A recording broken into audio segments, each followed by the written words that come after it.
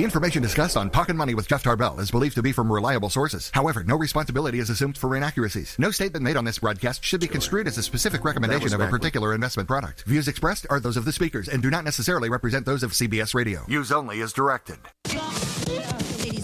Smiles, everyone. Smiles. And prepare yourself for... Show me the money!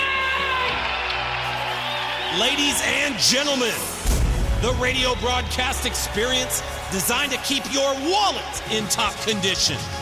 It's Talkin' Money with Jeff Tarbell. Talkin' money. Talkin' money. More money, more money, more money. And now entering the studio, your guru for fiscal fitness, Jeff Tarbell. Yeah, I forgot to start yawning and get myself all geared up there. That's right. It's a natural thing. It is. My brain. It cools my brain down. There you go. See, and when you start, that's not a yawn. That's just a deep breath. And don't start because it's contagious. You'll start doing it too. Hey, good morning. How you doing? We are live, semi-live. Well, the radio's live. We're semi. I'm exhausted. I got to just say right flat out, I need a nap, for like a month. A month nap. A month of nap. I am next month. Next month's busy too. I can't find a month to take a nap, but yeah, I'm a little worn out, but it's okay. That's what it's about. You probably just need a little ski trip. Yeah, I need a little snow. It would be good. That's right. It was 4 inches up there. We could go knock it out today. That's right. Just bust it out. Get out Bring the old skis. My crap rock skis up there right. on the burn zone. So how you doing? We are live. That is John Fotorero. Hello. That is Christopher Laud. And that is behind tempered glass for good reason. And he's got his Arm & Hammer, his headphones on there. What's happening, man? I think we all know what's happening today. You know what? I'll be honest with you. What? I'm a little bit out. Come on, Tarbell. Is this the soccer night today? Championship game. And that's it. I did see that the coach was the head coach or the number one coach in the league this year, which is awesome. He was. So I caught that. So when and where is it? Well, it doesn't matter. If you don't have tickets, you're not going, right? 7:30, Cal Expo, Bonnie Field. Be there or be somewhere else to watch the game. It's going to be on Channel 31. Oh. So that's good if you can't make it. And then on the Republic website, they have a bunch of viewing parties around Sacramento. Awesome. So if you want to watch a game with a bunch of other idiots like me. You're not going? I'm going to the game, but the idiots that couldn't get into the game. Okay. Similar idiots, but not non-ticketed similar idiots. Well, the last time the two teams played, right, they were at the stadium with 20-plus thousand. The first Republic game in Sacramento, and they lost to them, so it's a little... And whom are we referring to? The Harrisburg Islanders. I almost said the powerhouse. I almost had a Fast Times at Ridgemont High comment there. The only bad thing is as a season ticket holder, I also got some. You get first dibs at tickets, so I got some for my friends, and I just said, give me whatever I paid for them. That's cool. But people are putting them on StubHub, and they're selling for $150. And what'd you pay? $200, $25. Oh, dude, you could have retired. I don't want to do that to people. I mean, you're really screwing over the fan that can't afford $200. Dude, that's a lot of beer for you. Think about it. For a ticket. I'm never going to do that. Never, ever. Think about it. That's like a month's worth of wages for you here. That's huge. It's still not worth it. It's still not worth your soul to just sell it. Well, I'm already going to hell, so I might as well have some money on the way. So. That's why you don't get tickets tonight. That is true. Hey, to answer my wife, no, I did not make reservations for tonight. I don't think they take reservations. It is her birthday, by the way. Happy birthday to my girlfriend. So as our kids are getting older, like one of them's in college now, the other two drive, and so I don't even really see them unless, of course, they're either out of money, out of gas, or passed out on the couch. I'm reverting back to just calling my wife my girlfriend again because it's actually, there's less mommy stuff to do, and so I like the girlfriend concept better. It's nice. More fun. A little more fun. So happy birthday to my girlfriend there of 20-something years, and so I can answer. I don't have to text back. See, this is just like the old days. You could just pick up the phone and call somebody, but nobody does that anymore. So I don't know where I'm going with this. I got so much stuff going on, and hope you're having a good weekend. Nice to have a little change of weather. Yes, very nice. I was up up in the Northwest briefly, like for one day. And man, it is a stark contrast. I mean, you can, without even looking at a map, when I'm flying around. Remember, I'm flying lower to the ground, so it's easier for me to see. I can damn near tell you to the tree when you have left California and started in Oregon. It is just amazing. It just the thickness and the greenness, and it's just trees, water, green. And you look at that, and there's just some beautiful places. Like Bend, Oregon, I've never been to. It is very, very cool looking. I'm sure there's a lot of fun. You're like, I don't know. I think they told me we were like 15 minutes from Mount Bachelor, and then there's golf courses and biking, and it's just like a cool place to be. I'm sure people. Yeah, I heard it's awesome. People are like, yeah, idiot. Everybody goes there. Yeah, we all know. I've that. never been there. I was in Hood River with a buddy of mine that lives there in Hood River. Hood River, another place huge for windsurfers and kite surfers and motorcycle guys, and there's just a lot of fun places there. If you can, I just don't know if I could deal with it. I like the rain when it's convenient. I just don't know if I could deal with it all the time. You know what I'm saying? It's like, totally. It's like here, it's either raining or it ain't. And there, it's just kind of half-ass raining whenever it feels like it, and otherwise it's just kind of cloudy. So maybe that's the part I couldn't deal with, but that's my problem. But next year, if it doesn't rain this year, I am moving. So as you're flying through the sky, there's really no need to say "Welcome to Oregon." There isn't. It says it. You just look down. Yeah, just green. You're like, damn, where do those trees come from? Oh, we're not in California anymore. So I had a good time. I'm not joking. It's just been one busy month. But took I almost never do anything on a Friday night. It's just become a rule forever. Just because I know I got to get up early on Saturday and get down here, and it's just usually I'm wiped out by Friday. But I said last night with my girlfriend's birthday weekend, I said we got to go see Jim Gaffigan, the comedian out there at Thunder Valley, and so we went out there with a couple friends and had a phenomenal time. That is not the easiest place to get in and out of, though. That's the only thing. That's my only complaint about Thunder Valley. You got to come in one little narrow thing across the railroad tracks, and I don't know. But I digress. You almost feel like you're in New York City for like 5 minutes. Or you're trying to get into the place. Yeah, you're right. Or get out. But great. If you haven't seen Jim on TV or in person, great. He doesn't. I honestly don't think he said. Maybe he said, damn or hell one time in an hour and a half. I mean, he's just super clean, just flat out funny. And he was the only one that really resonated with him was that he has 5 kids, and he was talking about how people will come up to you and look at you like you're an idiot, like you don't know you have 5 kids. And for me, having 3 kids, they're like, oh, you got your hands full there, don't you? And he said, what's it like having 5 kids? He goes, well, imagine you're drowning in a pool and someone hands you another kid. That's what it's like when you have your family.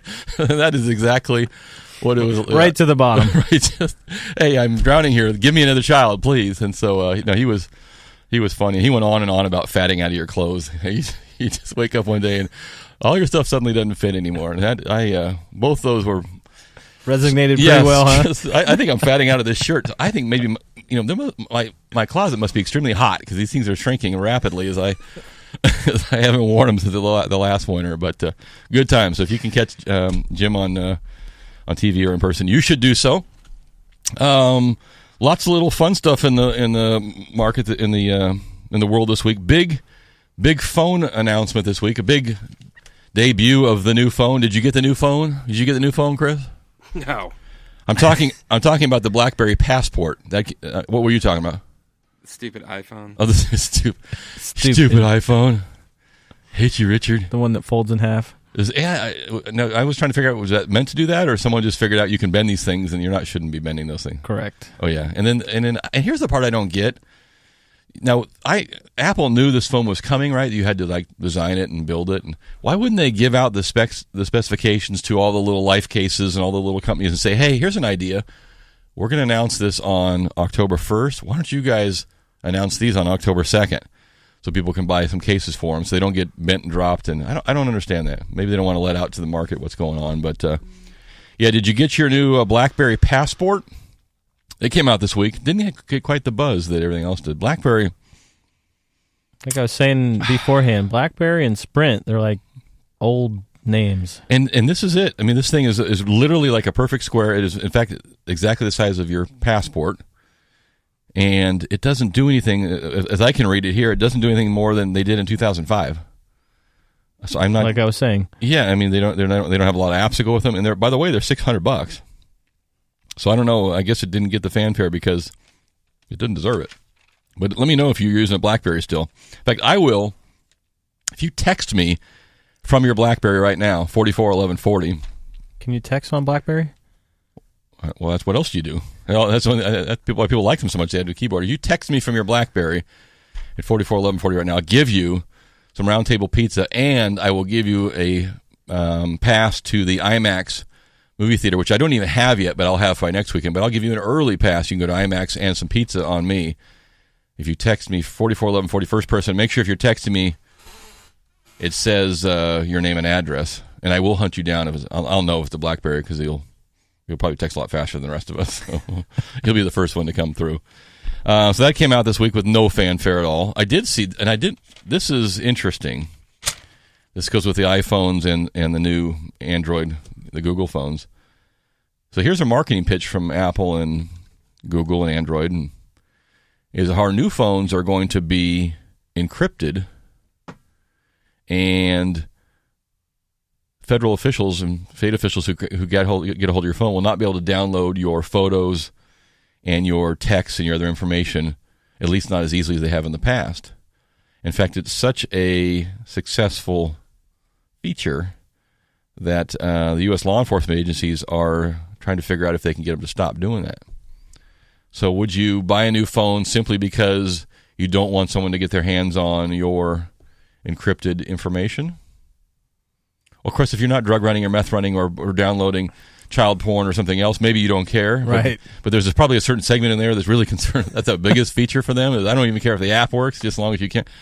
So there's somebody there that cares. But I mean, all things being equal, I don't know if someone just gets a hold of my phone. Do they have the right to download every text I've been doing a lot of business type stuff. That's important to me, and some of it's confidential. Should I be able to protect that? You should. Well, the government don't like it. It's personal. Business. So let me know your thoughts on that. If that's one of the key features for you, is getting your new iPhone, is the encryption of the ability or inability to get your confidential information off of there. That would be something worth considering. We'll see how that comes out. I have not ordered the new phone yet, primarily because I would have to pay full retail for it until your plan changes around, and that's a lot of money. And it seems like they're having a little issue this week with their. And that's what the problem. What I don't like is that, and I used to just automatically download the new update, and if you don't have that new phone, you probably shouldn't download the new update. Don't do it. It's got all these cool features for stuff your phone doesn't do. My daughter said right now her phone's all jacked up because she downloaded it by accident, and they're going to try to put out a patch. Not from a BlackBerry, but from phone 05. That counts from disappointed Raiders fan, Brandon. Well, so Brandon still got the old BlackBerry. Brandon, he's still got the 05 Black. Well, if it works, what the heck? It's up to you. I did see you a TGI Fridays guy? When's the last time? No. When's the last time you were at a Fridays? Chris, when was the last time you were at a Fridays restaurant? 2005. Yeah, 1998 for me. Is that right? How do you even know that? You're just making it. I was in Cincinnati, Ohio, doing some training, and we used to go to TGI Fridays like every day of the week. Well, I think all the local Fridays were run by Abe, who had some other restaurants and other problems. So I think those got shut down locally just because it kind of caught up in some financial problems there. TGI Fridays, the company, is getting out of the restaurant business. Saw that.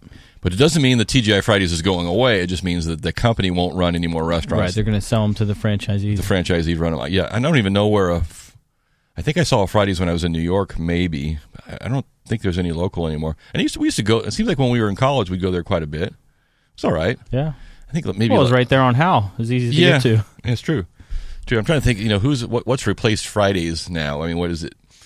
I mean, Applebee's maybe would have kind of a similar type of a menu, but I don't know. It doesn't have the fun factor that Fridays used to have. Oh, you get enough blooming onions. What are they called? I don't know. What's that called? I've only been to Applebee's a couple. You get enough beers in you. I mean, any place is fun. You can sit on the street corner and have a good time. So, Fridays. I thought this was Burger King's going to try to go up north to Canada, get away from our taxes here. So lots of things going on in the world. I did. This is good news, I guess. No, not that I guess. This is good news. The SNAP program. Are you enrolled in the SNAP program? No. I'm trying to remember what the acronym SNAP stands for here. Supplemental Nutrition Assistance Program. Probably should be. I need less nutrition. I actually need more nutrition and less food, but this is basically the food stamp program. Food stamp enrollment peaked in 2013 and is now trickling down. 46.2 million people on food stamps currently. That is, in 2013, that was 0.5% of the entire GDP of our country. Now, 0.5% doesn't sound like a lot. That's a lot of money. Of the entire gross domestic product, 0.5% went to food stamps. Projected spending showing a decline. I don't know how they project that, but maybe just more employment. But the food stamp program going the right direction. That's good. That is good. Unless they're just cutting people off and saying, you're out. No. But I don't think that's what it is. I think people are, working again and pulling themselves up and saying, I don't need that program. Off the text line's going good today. There's a Fridays in Roseville by the Galleria. I did not know that. They reopened TGI Fridays in Roseville over by the Galleria, so people are on it. Thank you from the 916. See, we just learn things here. I got to get out of my house, or get on the radio more. One of the two. So, hey, let's take we could probably take a break. What do you think? Sure. What do you got on your plate there? And when we come back, I'm going to tell you a little bit about.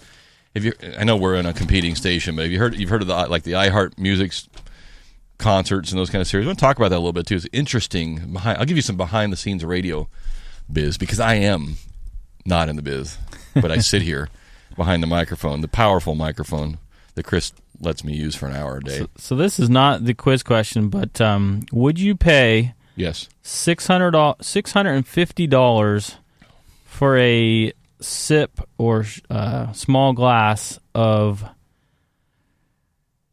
Glenlivet Winchester Collection Vintage 64 50-year-old scotch?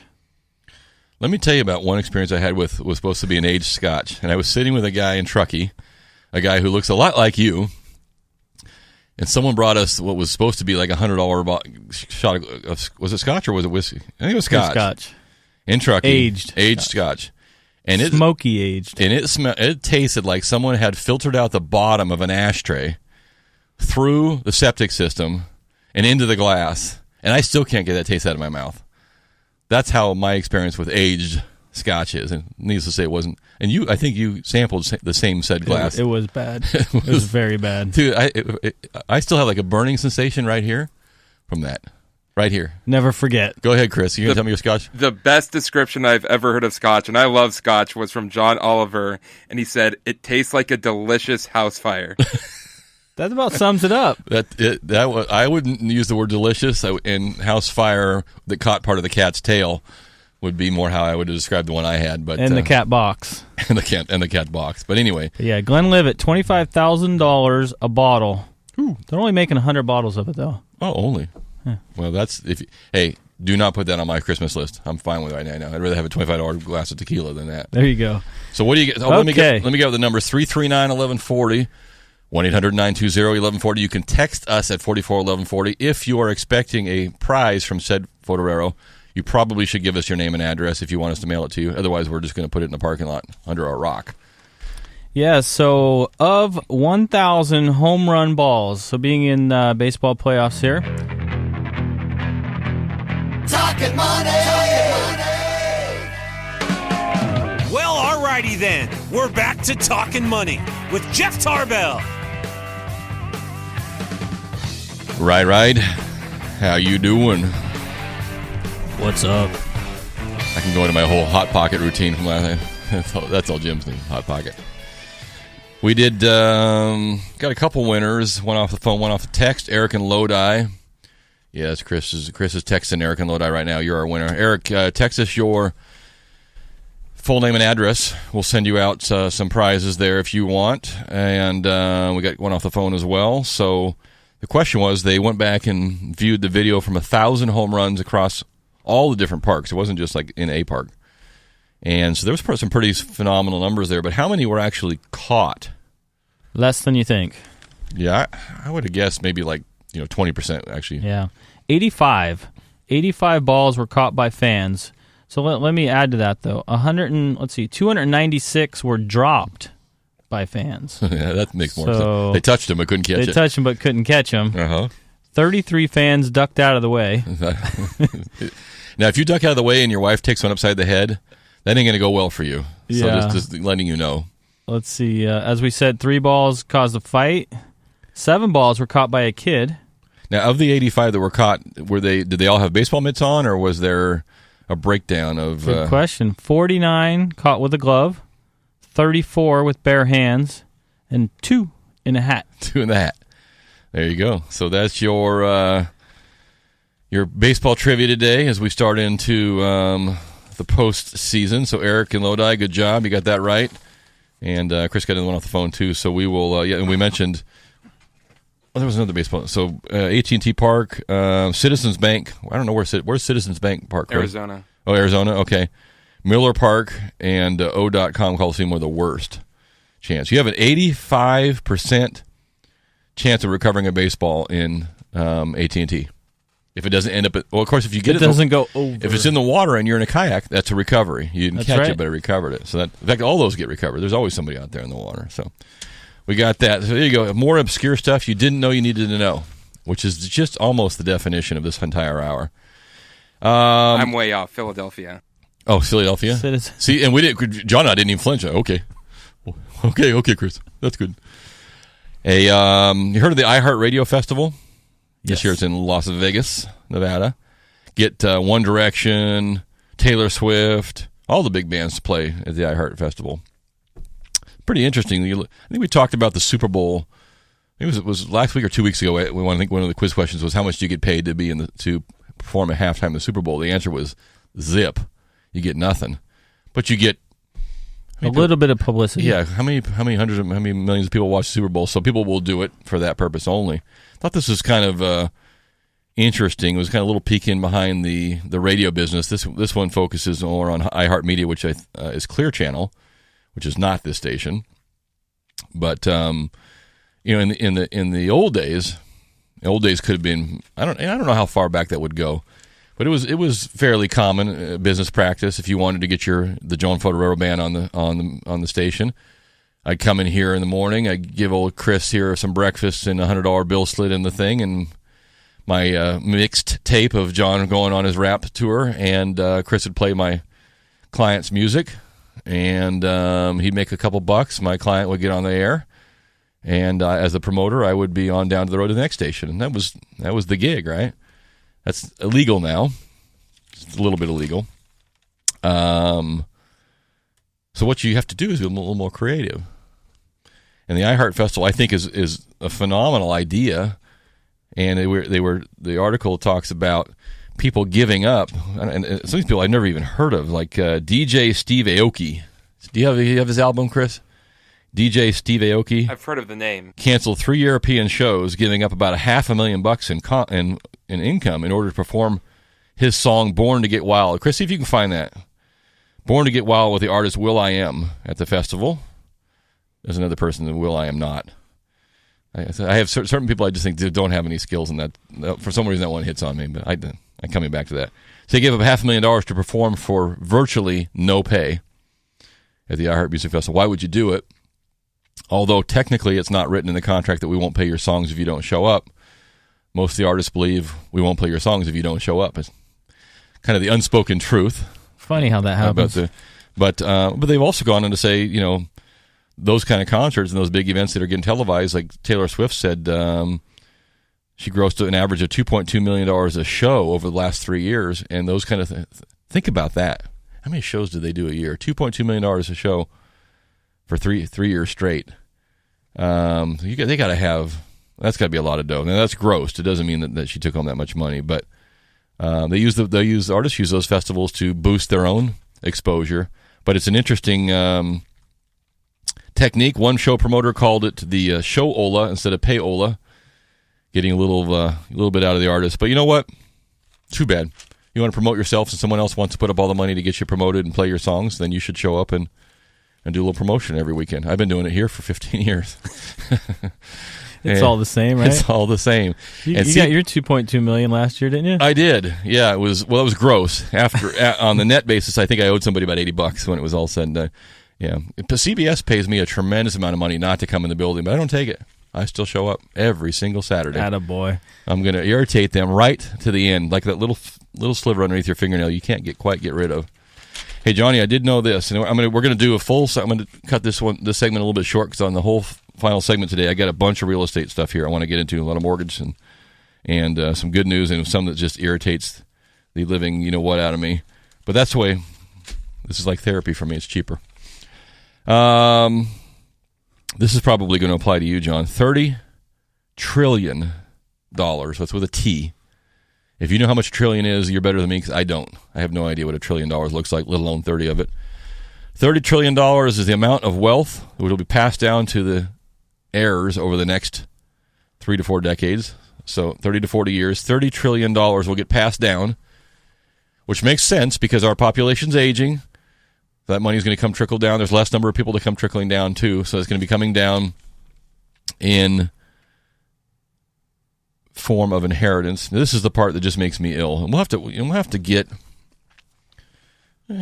maybe our buddy, our attorney buddy Mark Drobny or something like that back on the air again because this is the part that makes me ill. 70% of $30 trillion. 70% of the families who lose inherited wealth is mostly due to one factor. Informal quiz. What causes the biggest loss of inherited wealth between families? In the blue shirt? Family squabbles. Family squabbles. Estate battles. Contesting estates. Spending money on attorneys. Spending money on... you name it, other than just dividing up the money and going their own way, getting in an irritation match between one another, and 70% of the inherited estate value.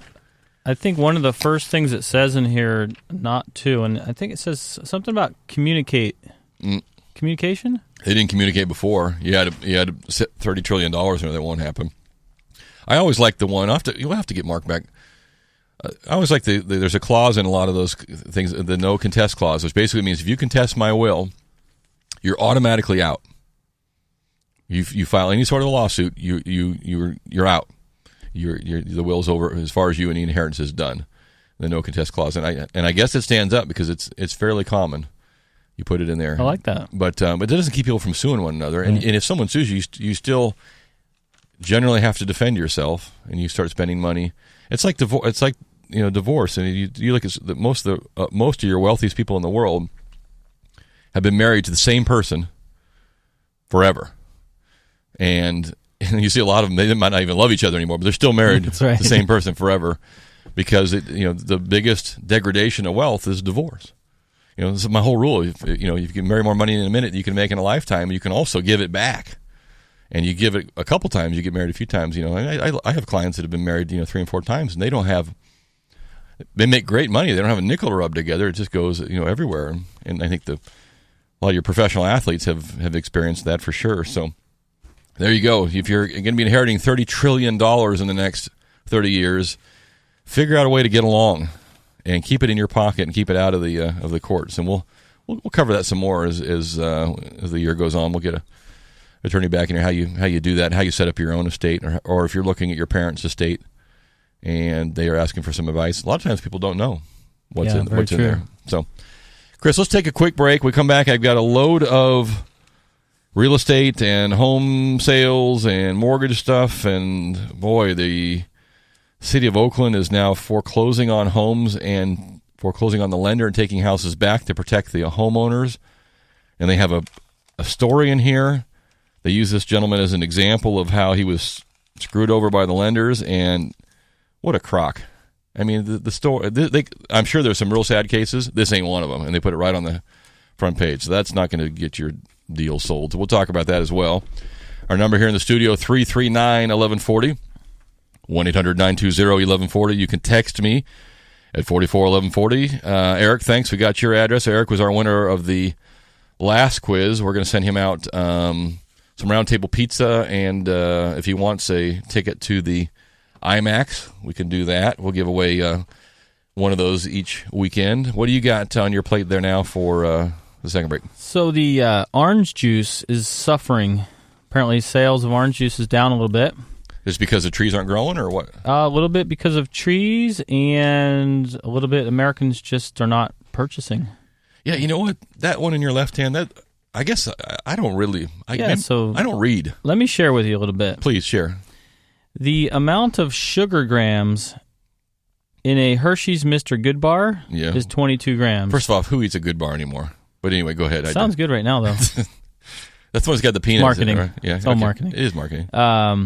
Tropicana Pure Premium 8 ounces of orange juice has 22 grams of sugar, the same as a Mr. Good bar. Like how much is like a normal Coke? What would that have? 26 grams. Is that right? 26 grams, and orange juice has 22 grams. No wonder I like orange juice so much. It's okay. That's right. Just get your diabetes in order, and you're good to go. And that's all natural sugar. I'm guessing they're not goosing it. I guess that's just natural. Hopefully that's just natural sugar. But anyway, I don't know. Maybe it doesn't matter. Sugar is sugar. So that's right. So orange juice has... So maybe that's one thing that's hurting them a little bit. It's just got a lot of sugar in it. Probably the health side of things. Yep. Because we're all so health conscious, right? I am. I'm fatting out all my clothes right now, but I'm... fatting out. Oh, so what's funny. What's the question? Also, so because of the plummeting demand for juice, along with the deadly tree disease, Florida's orange growers are calling on a higher power to increase the sales of orange juice. Are you orange juicing church or what? What are they doing? What are they doing? What are the orange juice growers doing? Praying. Outside of that. You said higher power. That's right. Okay. It's a higher power. I could almost give it away, but I won't. No. So what are they doing to increase sales and promotion? Oh, there you go. And increasing the fresher image of orange juice. So a marketing ploy. It's all about sales. That's right. What is the orange juice industry doing to market orange juice better? What is their ploy? What is their grandmaster scheme? 339-1140, 1-800-920-1140. You can text me at 441140. Stand there and give me the bird. You can go snow skiing on 4 inches of snow and squaw. Yeah. You can help put out the fire. You can stop starting fires. Lots of fires going on right now. Yeah. Well, the rain will help a little bit. If you know the answer to that quiz question or you don't, just make one up. We don't care. Like Chris said, we don't even know what ballpark we're in. We're going to take a quick break and we're going to be right back, Jack.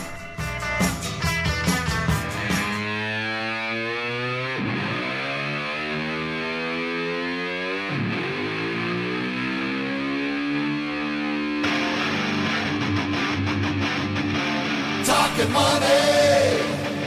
And we're back to Talkin' Money. And here's Jeff Tarbell.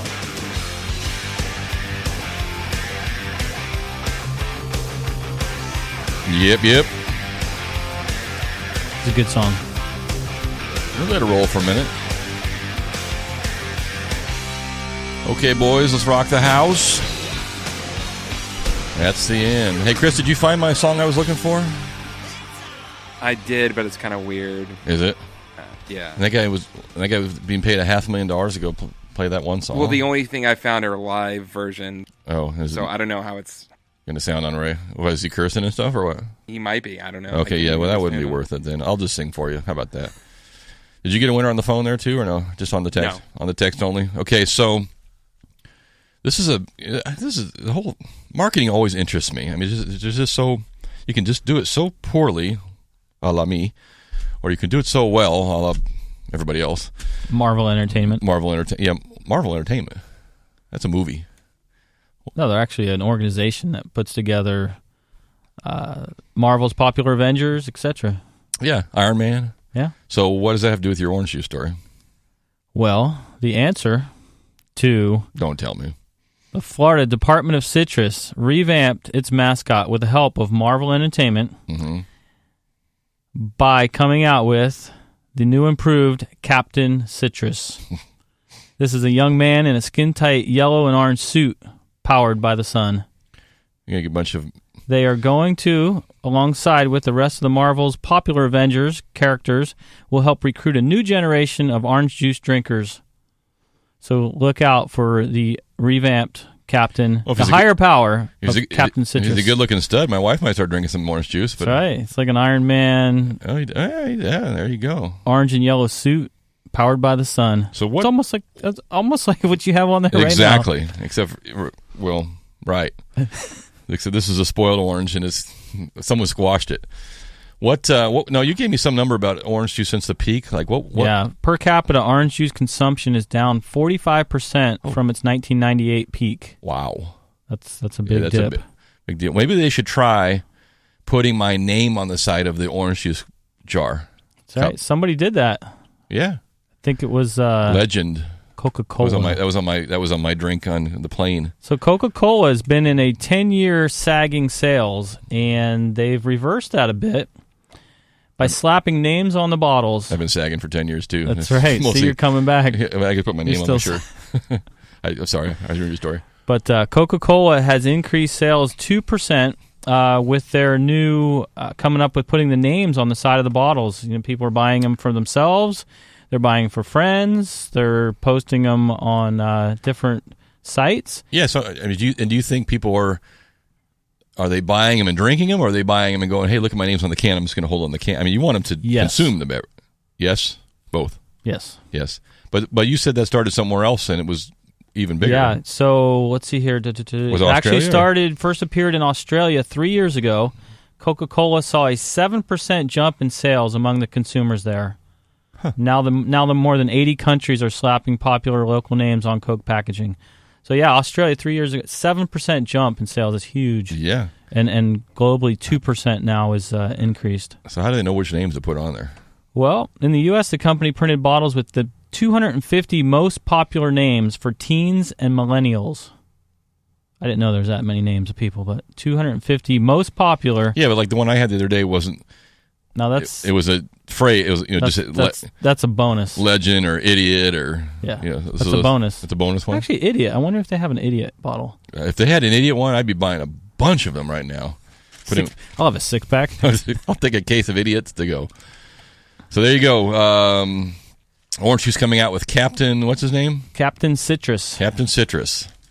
Look for it by name, and he'll show up in a movie somewhere if they pay enough. He will show up in a movie. That's right. They pay enough. I was referencing some plans in the Richmond area, the Bay Area.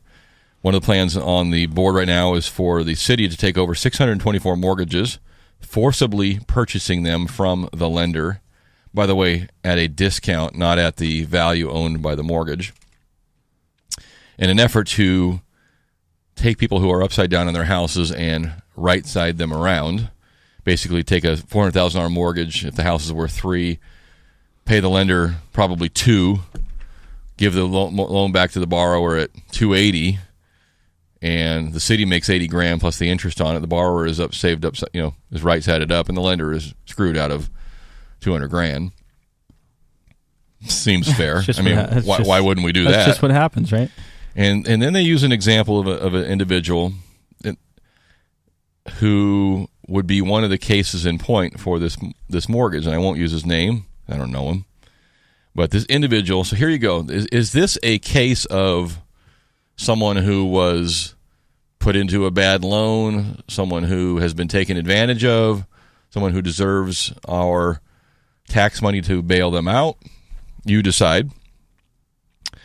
Said individual purchased a house in Richmond, California, 2004. He was tired of moving around between Reynolds and Oakland and figured he should buy a house. So he put no money down and bought a $310,000 4-bedroom home, taking out 2 loans. We used to have like an 80-20, a first and a second mortgage. Keyword there, no money out of pocket. That was 2000. Let's see here, 2004. A year later, refinanced the 2 loans into one larger loan in 2005. Used some of the proceeds to pay down a car loan. Took cash out. Fixed the bathroom and repaired a fence. Somebody went back in the house. Somebody went to pay off some of their debt. Refinanced again in 2008 to avoid higher payments. They fell behind on the loan, which had swelled to $423. Started at $310. They now owed $423. No money into the deal. Took money out to pay off their car. They owe $423. House is now upside down. And they are using this as an example of one where the city should come in, Richmond should come in, forcibly take the mortgage from the lender, write it down, right side the buyer, and leave him in the house and let him go on their way. Otherwise, the buyer, the current owner, feels like they may lose their house. So the mortgage went from $310 to $423. That's called negative amortization. So either they weren't paying the interest, at least the interest portion on it. I don't know what the rates were. Could have been kind of an ugly loan in 05, 06, probably was. But they had no money out of their pocket initially, and they paid off their car. And this is the individual being touted as one opportunity for the city of Richmond to come in and right a wrong. I would say in this case, that may not be the best example we would want to use for righting a wrong. Doesn't mean I don't feel bad for the person if they're going to lose their house. They might have gotten, in one of those refinances, might have gotten a bad loan, but I would hesitate to say they're not out a lot. They didn't put a down payment down, paid off their car. They had to live somewhere. They've been living there for now 10 years. And the city of Richmond wants to help right the wrong of this person. Don't know what your thoughts are on that. There have certainly been better examples of somebody who was put into a program that was not to their benefit. And more than likely, the cases I think that are more egregious are someone who had a house already, had equity in the house. Someone came in, put a high-cost loan on them, charged a whole bunch of fees of their own equity, put them in a loan that ballooned or got really expensive. They, in fact, did lose their equity and didn't fully understand what was going to happen to it, and really were screwed over by the process. That I don't agree with. And if we're going to go in there and bail some of those people out who lost their equity and really had something to lose, okay, we can discuss that for sure. Someone who bought a house with no money down in their own pocket, living there for 10 years, and paid off their car with the equity in their house, I don't know. I feel so sorry for them. So, I agree. We're going to have to talk about real estate, some more real estate next week, because I was talking to a realtor this morning about the market. What do you think? Talking to Kyle Groves this morning from J.K. Groves Real Estate, and said, why don't people write offers on homes? Why don't they pick up the phone? Why? So I'd love to hear from realtors in the future on what is happening out there. Why aren't you writing offers? Why aren't you calling, picking up the phone? House is listed at $365. Your buyer wants to go at $340. Write the offer. Let them present it to the seller. Yeah, because we've come through a market where there was 5 people standing in line for the same house. So that's right. We've trained ourselves to not even ask the question anymore. But the market's changed. And it's like, you pick up the phone or write an offer that works for you. Some agents, in the past wouldn't do that because they didn't want to be embarrassed by, here, this is an offer, I know it's not going to work. But that's changed. I mean, you see a house that's been sitting there, that thing is still active and on the market, and you want it at your price, write an offer. Pick up the phone, call them. Yeah, I mean, the market has changed dramatically. Yep, let's get to work.